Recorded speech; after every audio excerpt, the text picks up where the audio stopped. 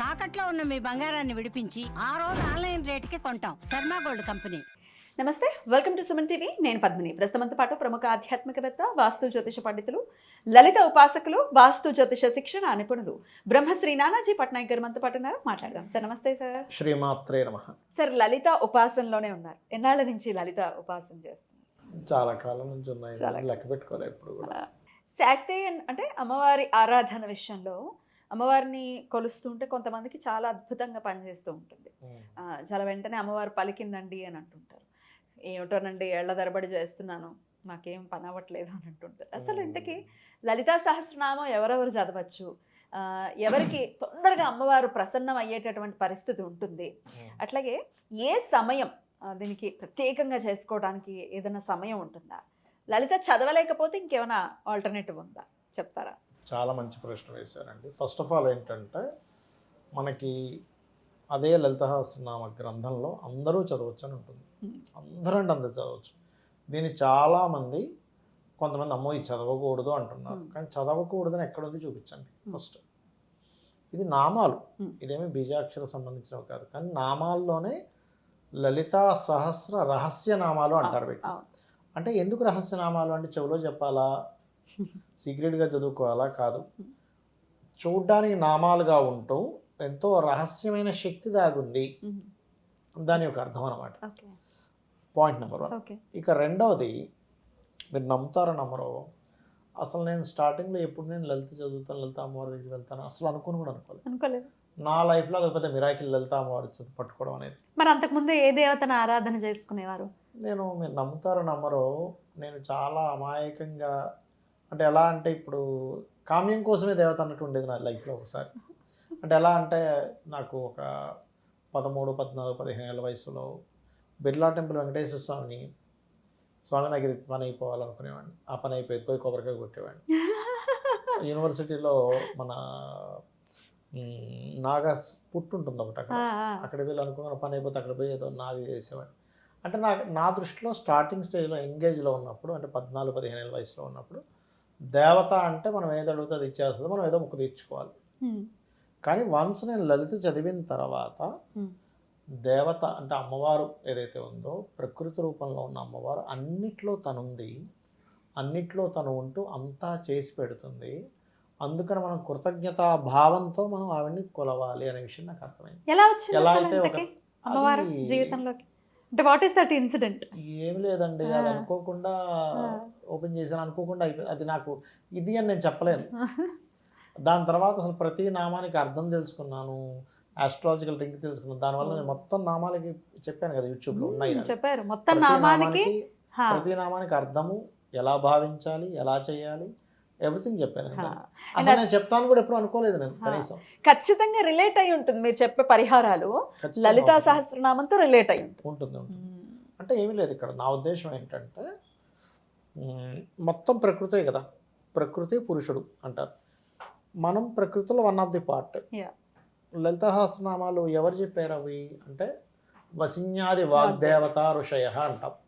అంటే వసిన్యాది వాగ్దేవతలు ఎక్కడి నుంచి వచ్చారు? అమ్మవారిలో నుంచి తెల్లటి కిరణాలుగా బయటకు వచ్చారు, 8 కిరణాలుగా వచ్చి వాళ్ళే చెప్పడం జరిగింది. అంటే అమ్మవారిలో నుంచి వచ్చారంటే అమ్మవారు, అందుకే దాన్ని ఏమంటారు, వేదముతో సమానము అని చెప్తారు.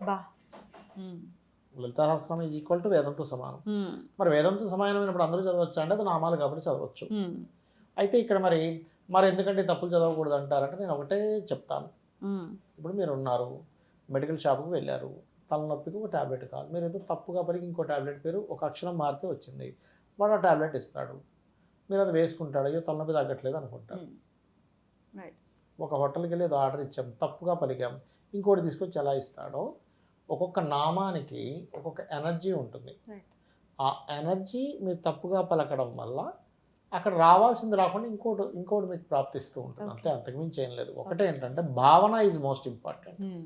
ఇప్పుడు చిన్న పిల్లవాడు ఉన్నాడు, ఇంకా 1 year 6 months, వాడు స్పష్టంగా అమ్మ అని పిలిస్తేనే నేను పలుకుతానని ఏ తల్లి అనదు. అంటుందా చెప్పండి? అబ్బాయి వాడు అమ్మ అని చాలా క్లియర్గా అనాలి, తెలుగు భాషలో అనాలి అనేమనదు.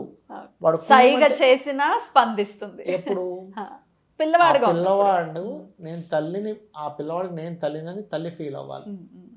తల్లి ఎప్పుడు ఫీల్ అవుతుంది? వాడికి ఏమీ తెలియదు అన్నప్పుడు ఫీల్ అవుతుంది. అవును అంతా నువ్వేం సరౌండ్ అయినప్పుడు ఫీల్ అవుతుంది. అవును.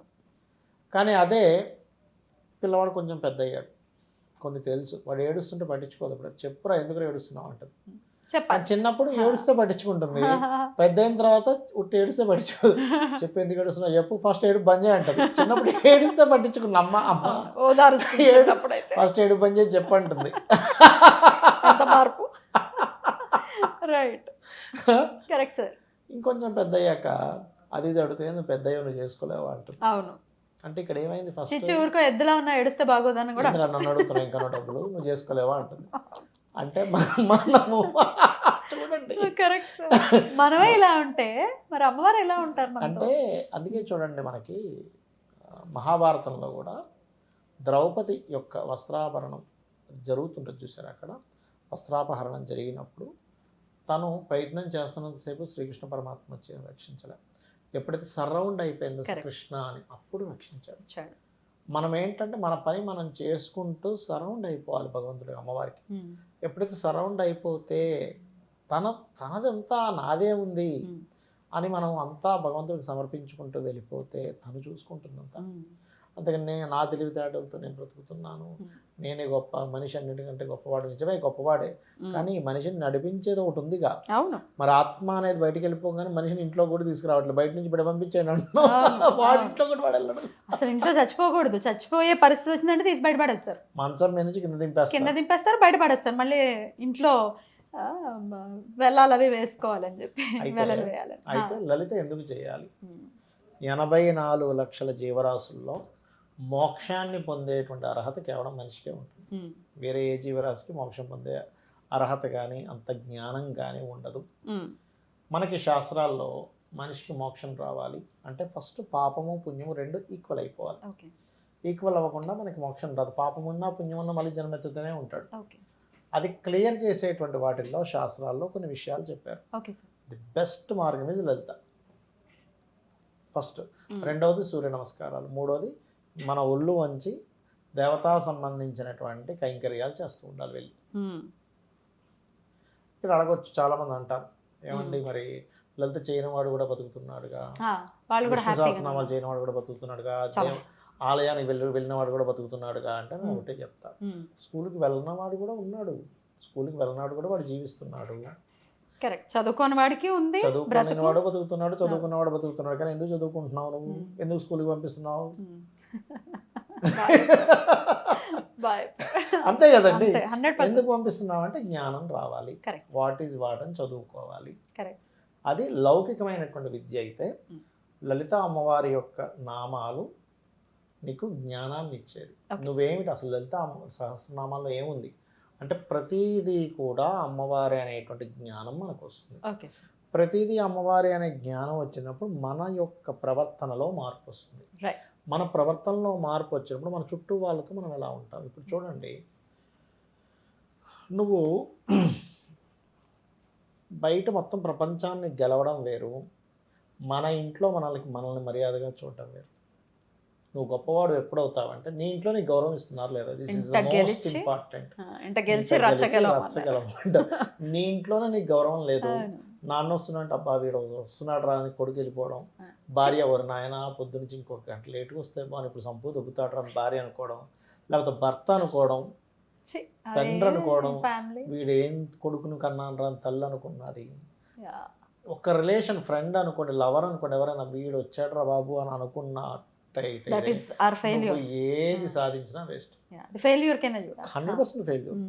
కానీ నిన్ను నువ్వు అవతల వ్యక్తి అబ్బా ఈ వ్యక్తి వచ్చాడంటే అద్భుతం అనుకునేలా చేసేది లలిత.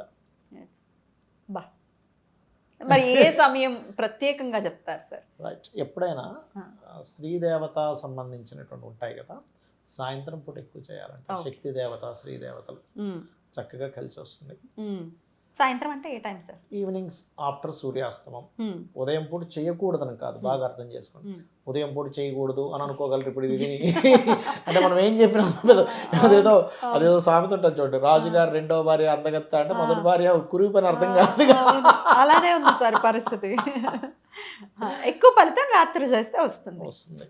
అంటే మన జన్మజాతకంలో ఎన్ని దోషాలున్నా మనం ఎన్ని జన్మల్లో ఎన్ని కర్మలు తెలుసో తెలియకో అజ్ఞానంలో చేసిన కర్మలన్నీ తొలగిపోవాలంటే కేవలం లలిత. Okay. విష్ణు సహస్రనామాలు చేసుకుంటే కాదని చెప్పట్లేదు, లలిత గురించి మాట్లాడుకుంటున్నాం కాబట్టి ఆఫ్ కోర్స్ చెప్తున్నాం. అలా అని శివుడు శివ సహస్రనామాలు లేవా, విష్ణు సహస్రనామాలు లేవా అంటే దేనికి అది ఉంది. ఎందుకంటే ఒకే పరమాత్మ ఈ 3 రూపాలు పెట్టారు. ఇది చేస్తూ సాయంత్రం పూట ఎందుకు చేయాలి, వాట్ ఈస్ ద రీజన్? ఏం మొదటి పొద్దున పూట చేయొచ్చు కదా అంటే కాదు. ఇక్కడ సాయంత్రం దాటితే మీరు మహాభారతంలో కూడా ఉంటుంది, అసురులకి నెగటివ్ ఎనర్జీస్కి శక్తి పెరుగుతుంది. మన పూర్వజన్మ కర్మలను బట్టి మన జాత చక్రాల్లో కొన్ని పిశాచ యోగాలు ఉంటాయి, తెలుసా మీకు?